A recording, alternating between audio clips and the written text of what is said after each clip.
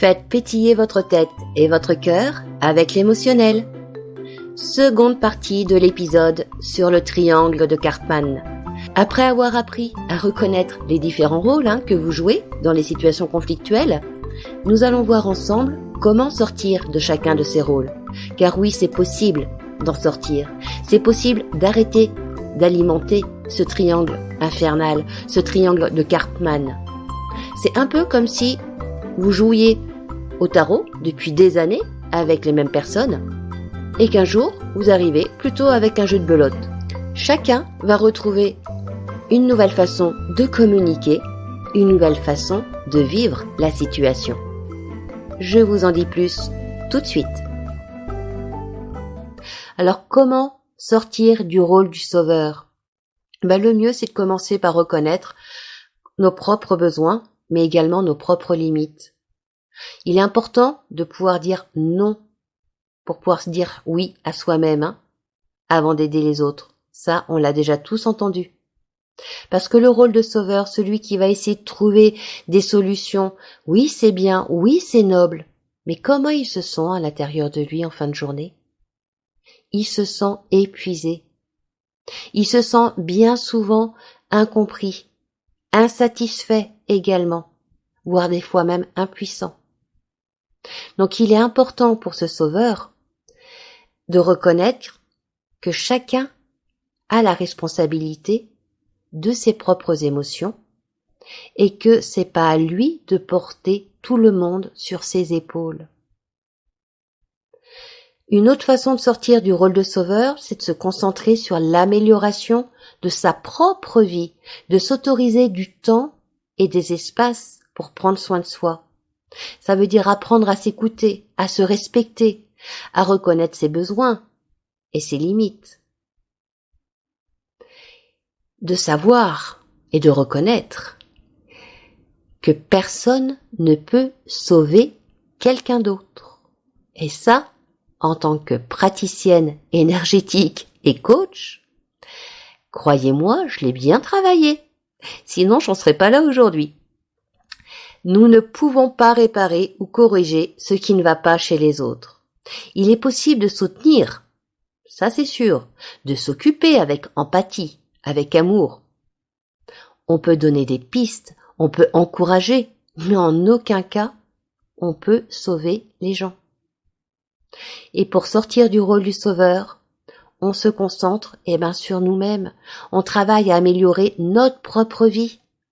Donc on prend du temps, on se concentre sur nos sentiments, sur comment les satisfaire.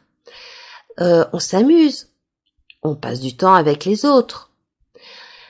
En plus, il est important vraiment de comprendre que nous pouvons offrir des conseils et des perspectives, mais en aucun cas, nous devons nous sentir obligés de faire à la place des autres. Parce que sinon, on devient persécuteur, on ne devient plus un sauveur.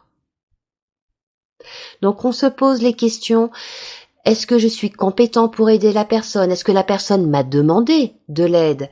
Est-ce que la personne est prête à agir à 51% dans la situation ? Ou est-ce que c'est moi qui vais tout faire ? Et ça, c'est pour éviter d'y glisser des plumes, pour éviter de se sentir épuisé, voire de faire un burn-out. Comment maintenant sortir du rôle de victime ? Ça va être en développant la conscience dont nous nous comportons, en prenant des mesures pour modifier nos comportements. Donc c'est accepter notre responsabilité dans nos actions.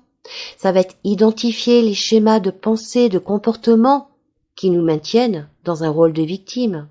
Ça va être prendre des décisions qui nous permettent de nous affirmer. Ça va être également de rechercher un soutien, des conseils auprès de professionnels. Ça va être également de prendre conscience qu'on n'est pas responsable non plus des actions des autres et qu'on n'est pas à blâmer pour ce qui nous arrive. On doit prendre en main notre propre vie. On doit prendre des décisions qui nous permettent de vivre une vie plus heureuse, plus épanouie. On doit apprendre à s'affirmer. On doit apprendre à reconnaître et à respecter nos besoins, à les défendre, même si cela plaît pas à tout le monde. Et enfin, on doit apprendre également à pardonner, à nous pardonner. Alors on ne peut pas changer le passé, on peut par contre apprendre de nos erreurs et prendre des mesures pour nous protéger et nous épanouir dans le présent. Il est possible également de sortir du rôle de persécuteur, en prenant conscience de nos comportements, de nos actions, avec des mesures concrètes, notre façon de penser ou de nous comporter. Donc ça veut dire qu'on va prendre du temps pour essayer de comprendre les autres, leur point de vue, leur reconnaître des droits et des besoins. On va sans doute travailler un peu plus l'empathie, la communication ouverte, voire la communication non violente. On va prendre l'engagement de résoudre des problèmes en trouvant des solutions pacifiques. On va reconnaître aux autres leurs propres sentiments, mais également on va reconnaître les nôtres. Et on va pas faire porter le chapeau aux autres. On va se demander quelles sont nos propres motivations lorsqu'on agit. Qu'est-ce qui est important à comprendre? Alors il n'y a pas de moyen facile ou rapide pour sortir d'un rôle de persécuteur, tout comme dans un rôle de sauveur ou un rôle de victime d'ailleurs. Mais par contre, il existe des moyens pour améliorer la situation de façon assez rapide. Et la première étape va consister à reconnaître et accepter le fait que vous êtes un persécuteur, que vous êtes un sauveur, que vous êtes une victime dans telle situation et que vous devez changer pour votre bien avant tout. Alors essayez de comprendre pourquoi vous agissez ainsi, quelles sont les causes profondes. Essayez de vous mettre à la place des autres. Essayez de comprendre votre point de vue en changeant de perspective. Il n'existe pas de rôle spécifique à jouer dans le triangle de Karpman. La forme et les rôles interagissent et chaque personne impliquée peut jouer un rôle différent à différents moments. Par exemple, lorsqu'une personne est confrontée à une difficulté, vous le remarquerez vous-même en étant honnête, vous verrez que des fois vous jouez votre victime ou que des fois vous allez jouer votre sauveur et que malgré vous, des fois, vous allez être le persécuteur. Chaque rôle va être associé à un ensemble de comportements, de pensées et d'émotions. Et c'est en fonction de la manière dont on va interagir avec les autres personnes qui vont être elles-mêmes impliquées, en fonction du sentiment, de culpabilité, de négation, par exemple des responsabilités, de certaines actions, c'est ça qui va donner une idée du rôle qu'on va jouer dans ce triangle de Karpman, dans cette situation.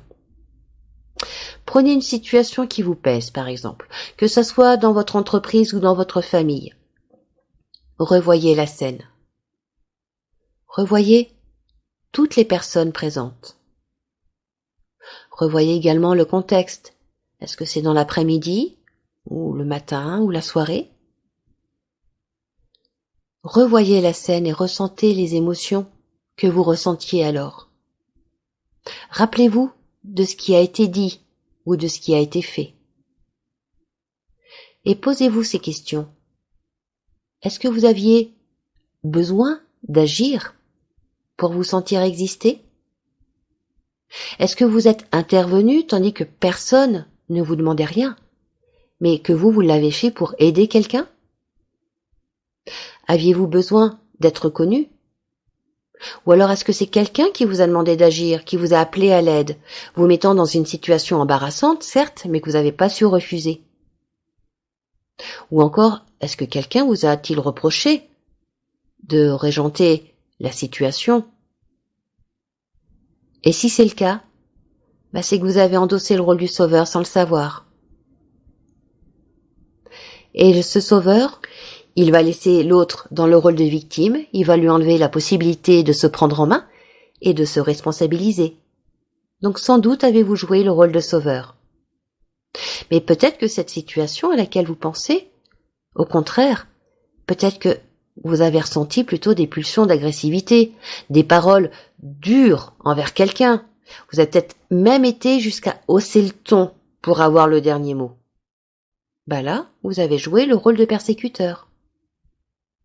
Ou encore, durant cette même situation, vous êtes peut-être senti démuni, voire rabaissé, que vous aviez envie de vous cacher dans un petit trou de souris, que vous vous sentiez seul, rejeté, inexistant. Ou alors que vous avez accaparé l'attention et vous n'avez parlé que de vos problèmes, de votre mal-être, de vos ennuis. Là, vous avez endossé le rôle de victime. Le persécuteur, il attaque, il brime, il humilie, il donne des ordres, il provoque la rancune et il considère la victime comme inférieure. Le sauveur, lui, il étouffe, il apporte une aide, bien souvent inefficace, il crée la passivité par l'assistanat et donc il considère la victime également comme inférieure, mais ça inconsciemment. Il propose son aide et à partir de là, il se met dans une position supérieure à la victime. La victime, elle, va s'apitoyer, elle va attirer l'attention, elle va même énerver, voire peut-être même elle va être super excitée, elle va se positionner comme inférieure et elle va rechercher un sauveur ou un persécuteur. Tout ça pour conforter sa croyance. Nous avons souvent un rôle dominant. Mais on va passer aussi de l'un à l'autre, et parfois très rapidement, et au cours d'une seule et même conversation. Et ces rôles vont bloquer l'évolution de la relation. Alors aucun n'est meilleur ou pire qu'un autre dans ces rôles, parce qu'ils se nourrissent tous d'un mélange de peur et de manque d'estime ou de confiance en soi. Et ces rôles vont tous générer du stress et vont engloutir une quantité d'énergie. Et c'est en prenant du recul sur une situation qu'on peut voir ces situations un peu comme un jeu. Un jeu malsain, certes, mais un jeu quand même. Un jeu où il y aura un premier joueur qui va lancer un appât. Donc, vous savez, la petite phrase ou le petit geste qui sait pertinemment qui va faire réagir. Il y a un autre joueur qui va justement réagir, il va réceptionner cet appât. Cet appât qui va être lancé justement dans sa direction en fonction de ses points faibles. Et donc il va réagir en donnant une réponse bien souvent automatique. Et c'est cette réponse qui va définir les rôles. Donc les deux joueurs vont ensuite se faire des passes à tour de rôle en faisant grimper un peu les tensions entre eux. Jusqu'au moment où l'un des joueurs va provoquer un peu comme un coup de théâtre, où l'un des joueurs va provoquer un échange de rôles et il va mettre fin à la scène. Ça peut être par exemple quelqu'un qui va claquer la porte en partant, ou qui va donner des paroles blessantes destinées à provoquer la stupeur de faire fermer le caquet à l'autre, ou de le mettre en échec. Ces rôles que nous endossons inconsciemment, c'est à nous de les rendre conscients. Alors si nous sommes souvent dans le rôle de victime, on peut entreprendre par exemple un travail sur l'estime de soi, car bien souvent la victime croit elle-même qu'elle mérite d'être abaissée. On peut travailler sur nos croyances limitantes, les croyances du style que les autres ont le pouvoir de nous rendre heureux ou malheureux, toutes celles qui attendent le prince charmant, le sauveur, le justicier. Si nous sommes souvent dans ce rôle de sauveur, on va travailler sur le besoin de reconnaissance de soi. On va arrêter de croire que le faible ne peut pas se défendre seul. On va travailler sur nos croyances, telles que j'ai le pouvoir de rendre les autres heureux. Si nous sommes souvent dans le rôle de persécuteur, on va travailler plutôt sur nos croyances limitantes, telles que pour s'en sortir, faut écraser les autres, ou alors j'ai le pouvoir de rendre les autres malheureux. Quoi qu'il en soit, sortir du triangle de Karpman demande une prise de conscience, une volonté de sortir de ce jeu infernal, une volonté de retrouver sa liberté d'être, sans comportement répétitif, et bien souvent, une aide extérieure peut aller gratter là où ça fait mal. Ça fait mal, mais ça fait beaucoup de bien après, car oui, nous avons tous un rôle prédominant qui nous vient de notre enfance, et ce rôle va engendrer un certain comportement. Ça va venir également alimenter nos interprétations. Et nos interprétations vont engendrer des émotions. Et nos émotions vont influencer nos comportements. Je vous parlerai prochainement de l'interprétation et des croyances limitantes qui polluent notre vie, mais surtout je vous parlerai des moyens pour sortir de ce marasme émotionnel et mental. Pour l'heure, pour sortir du rôle du triangle de Karpman, je vous invite à vous poser quelques questions en situation. Alors c'est pas forcément évident parce que nous entrons tous dans le piège suite à un lancer d'appât, que ce soit un mot, des phrases, des gestes, une attitude. Parce que ça va faire écho à une blessure non guérie en nous et ça va engendrer une réponse automatique, comme si nous étions montés un peu sur un ressort. Par exemple, si vous avez beaucoup de mal à garder votre calme face à l'injustice, parce que par le passé, on vous a régulièrement, par exemple, accusé à tort, votre douleur n'a pas été reconnue, ou encore parce qu'on a attribué à un autre le mérite qui vous revenait, et que ça vous a profondément blessé.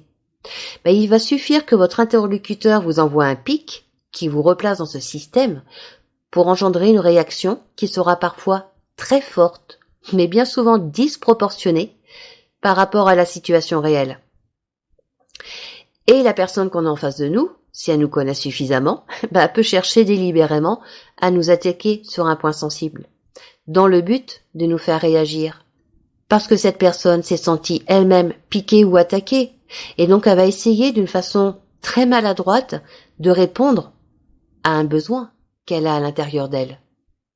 Alors tous ces mécanismes sont en général inconscients. Ça se déroule presque tout seul en quelque sorte, mais on peut néanmoins les interrompre, les faire disparaître avec un peu d'entraînement, en redevenant conscient de ce qui se passe en soi. Parce que si vous restez en mode robot, si vous vous laissez entraîner par ce qui se déroule autour de vous sans prêter attention à ce qui se passe, à vos émotions, vous tomberez systématiquement de ce type de piège. Par contre, si vous devenez attentif à ce que vous ressentez, à vos échanges avec les autres, vous gagnerez la possibilité de faire d'autres choix, donc de sortir de ce triangle infernal. Pour pouvoir ce faire, faut prendre conscience de ses comportements. Donc ça veut dire se remettre en question, se regarder en face, regarder ses propres failles, sans se culpabiliser, sans se juger. Mais c'est ainsi qu'on se donne la possibilité de changer, d'évoluer, d'accéder à une paix intérieure. Pour briser le cycle du sauvetage et sortir du triangle, le sauveteur doit d'abord se prendre en charge lui-même. Il doit, comme ça, au quotidien, apprendre à distinguer le rôle d'aidant du rôle du gilet de sauveteur. Et que quand il y a quelqu'un en difficulté, il va prendre le temps de l'écouter, il va prendre le temps de se poser la question, savoir si oui ou non, il est utile ou compétent dans la situation, savoir si une demande lui a été faite ou non de la part de la personne. D'ailleurs, il peut carrément lui poser la question. Il peut carrément lui demander, aimeriez-vous, par exemple, à avoir mon aide, ou est-ce que je peux t'aider, ou est-ce que tu souhaites que je t'aide? Ça va permettre de clarifier le problème, avant de passer à l'action. Il va se poser la question aussi, est-ce que je suis la meilleure personne pour répondre à cette demande? Il va également clarifier les points de qui va faire quoi, à partager les responsabilités. Et il va se poser la question de savoir comment ça résonne en lui. Est-ce qu'il est OK pour apporter son aide ou est-ce qu'il se sent obligé de? Parce qu'à chaque fois qu'il y a de l'inconfort qui surgit dans une situation, surtout quand on est sauveur, ça veut dire que le signal d'alarme s'est allumé. Et donc que là, on est plus dans le sacrifice que dans l'aide. Chacun est responsable de lui-même. Chacun n'est responsable que de lui-même. Dans le monde des adultes, j'entends. Il n'y a pas de bourreau, de persécuteur sans victime consentante. La victime qui va consentir, peut-être inconsciemment, mais elle va consentir quand même. Parce qu'elle a à tout moment la possibilité de dire stop, de reprendre les rênes de sa propre vie en main, pour sortir de ses schémas nocifs, pour être mieux considérée par son interlocuteur, parce que ça se passe entre adultes, donc on est tous capables de se prendre en charge. Chacun est responsable de son état moral et physique, de ses émotions, et chacun est en mesure de faire ses propres choix. Vous n'êtes pas responsable du bonheur ou du malheur de l'autre, ni de ce qu'il ressent. L'autre est en mesure d'exprimer ses besoins, de faire des demandes, de prendre soin de lui. Tout comme nous. Pour sortir du rôle de victime, prenez conscience qu'être une victime signifie que toutes les difficultés rencontrées et le mal qui survient, c'est soit de la faute du système, soit de la faute des autres. C'est donc une bonne excuse à chaque fois pour ne pas reconnaître ses propres responsabilités et surtout pour pas changer ses habitudes. Alors si vous avez des idées du style à quoi bon essayer de changer vu que tous les problèmes viennent des autres, si vous avez ce genre d'idées, c'est que vous êtes toujours une victime et que vous n'avez toujours pas envie que la situation s'arrange. Et ça, même si vous souffrez, Parce qu'en même temps, si ça s'arrangeait, qui prendrait soin de vous? Nous vivons dans une société qui va alimenter la victimisation et elle va déresponsabiliser chacun d'entre nous et elle va alimenter l'assistanat, elle va alimenter la peur. Et par contre, plus une personne est autonome, plus cette personne est indépendante, plus sa liberté devient motrice. Et aider cette personne sans favoriser son autonomie, c'est au contraire la réduire au silence. Donc si vous voulez vraiment aider quelqu'un, favorisez l'autonomie de la personne, donnez-lui la possibilité d'agir par elle-même. Et de l'autre côté, si vous êtes victime, n'espérez pas que les autres agissent à votre place, parce que là, vous risquez d'attendre longtemps. Cessez de croire que la transformation de votre environnement, des autres, ça va changer tout le problème. Ça, c'est une croyance qu'on a quand on est jeunes enfants, cette croyance de toute puissance.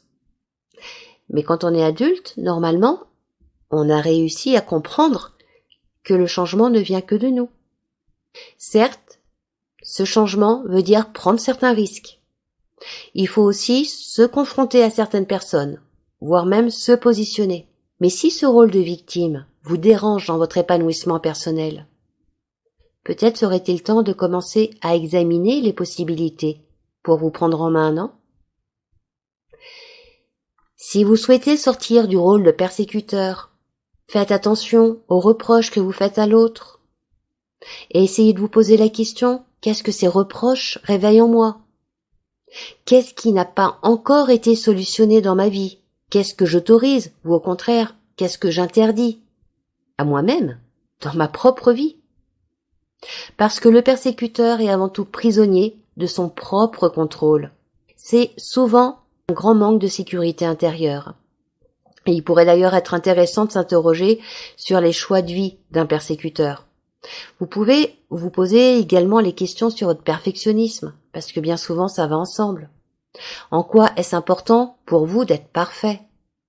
La perfection existe-t-elle vraiment? Et à quel prix? Et qu'est-ce qui se passerait si vous n'étiez pas parfait? Sortir du triangle de Karpman pour un persécuteur, c'est bien souvent apprendre le lâcher-prise. C'est l'affirmation tranquille de soi qui vous permettra de vous positionner clairement sans tomber dans le piège du persécuteur, du sauveur ou de la victime. C'est en étant conscient de ce qui se passe en vous, en prenant soin de vos propres besoins, de vos blessures, que vous allez retrouver un équilibre profond à l'intérieur de vous-même et que vous allez vraiment lâcher prise. Et donc tous les joueurs du triangle de Karpman, dans les situations que vous connaissez déjà, que ce soit au travail ou dans la famille, tous ces joueurs n'auront plus aucune prise sur vous. Par contre, dans certains cas de figure, on va avoir affaire à des joueurs dits professionnels. Par exemple, ça va être le manipulateur pervers, le pervers narcissique, voire la victime professionnelle. Et dans ces cas-là, la meilleure solution, c'est la fuite. Parce qu'on ne peut pas changer l'autre si lui-même ne désire pas changer. Et si on se confronte trop souvent à ce manipulateur pervers, ou à ce pervers narcissique, ou à cette victime professionnelle, on y laisse notre énergie, on y laisse des plumes, et on peut même aller jusqu'à nous provoquer une maladie. On ne peut que se changer soi-même et décider de qui on veut être et de comment nous voulons réagir.